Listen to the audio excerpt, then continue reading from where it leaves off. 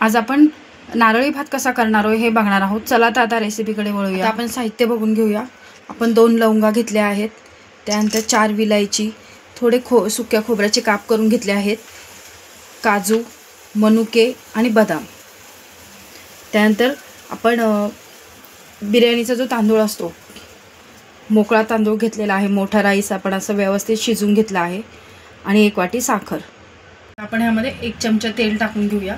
मध्ये हे जे लवंग आणि विलायची घेतली होती ती आपण 2 मिनिटं फ्राय करून घेऊया। विलायची अख्खी टाकायची, त्याचे आपण वाटून नाही घ्यायचे।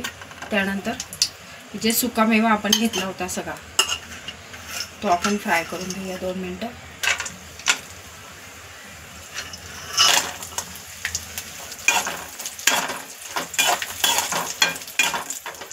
आता आपण ह्यामध्ये आपला तांदूळ टाकून घेऊया, भाजून शिजवलेला आहे। त्यामध्ये लगेच आपण साखर टाकून घ्यायची आहे। आपण आता ह्याच्यामध्ये खायचा थोडासा रंग टाकून घेऊया। तुम्हाला आवडत असेल तर तुम्ही कलर टाकला तरी चालेल, नाही टाकला तर ते ऑप्शनल आहे।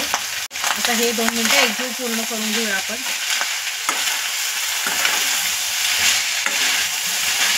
आता काय होणार आहे, आपल्या साखरेला थोडं पाणी सुटणार आहे, त्याच्यामुळे आपण बारीक गॅसवर ते एकजीव करायचं आहे आणि त्याची एक वाफ काढून घ्यायची। आता गॅस बारीक करून हे सगळं एकजीव केल्यानंतर